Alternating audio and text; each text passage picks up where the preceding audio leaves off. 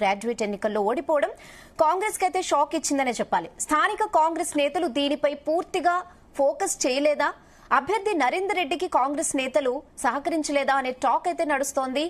దీనిపై డిఎన్ఏలో భరత్ తో విశ్లేషిద్దాం. సో చూస్తున్నాం కదా భరత్, అంటే కాంగ్రెస్ అధికారంలో ఉండి కూడా గెలవకపోవడాన్ని కాంగ్రెస్ వాళ్ళు జీర్ణించుకోలేకపోతున్నారు. ఇక్కడ ప్రతిపక్షాలకు అవకాశం ఉన్నట్టుంది. సో ఎలా అనాలిసిస్ చేస్తారు? మెయిన్ రీజన్స్ ఓడిపోవడానికి ఏంటి అంటే ఏం చెప్తారు మీరు?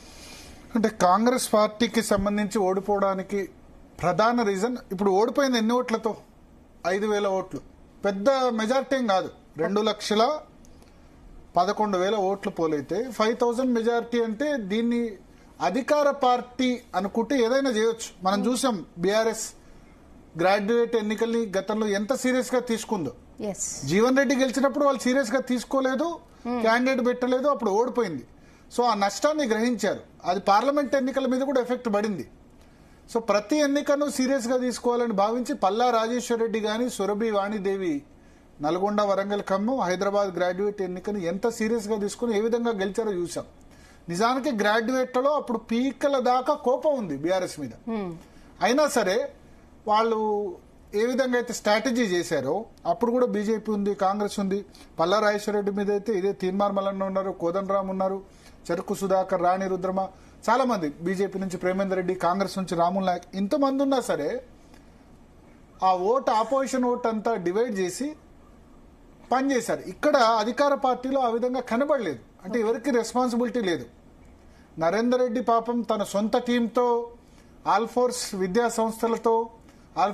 సంస్థల స్టాఫ్ ఆయన మీద డిపెండ్ అయ్యారు తప్ప కాంగ్రెస్ పార్టీలో ఏ వ్యక్తి మీద, ఏ లీడర్ మీద, ఏ క్యాడర్ మీద డిపెండ్ కాని సిచ్యువేషన్. ఇప్పుడు అల్టిమేట్ గా ఏమొచ్చిందంటే ఈ ఎన్నికల్లో ఇంత తొందరగా వ్యతిరేకత వచ్చింది ఆ ప్రభుత్వం మీద.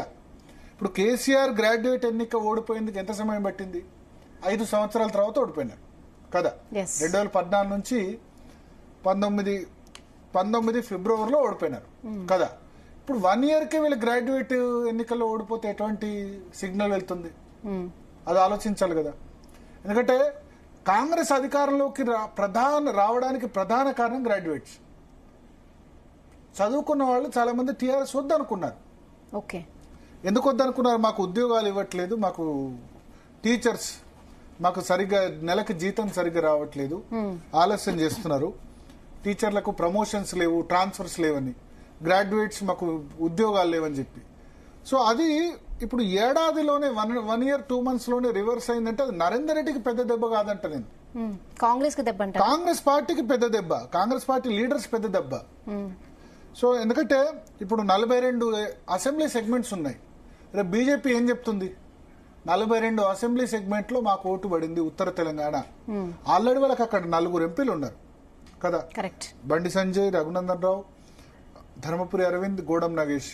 ఆదిలాబాద్, కరీంనగర్, నిజామాబాద్, మెదక్ 4 ఎంపీలు, 7 అసెంబ్లీ సీట్లు ఉన్నాయి. ఇంకా ఉత్తర తెలంగాణ ఇంకా స్ట్రాంగ్ కాదా బీజేపీ?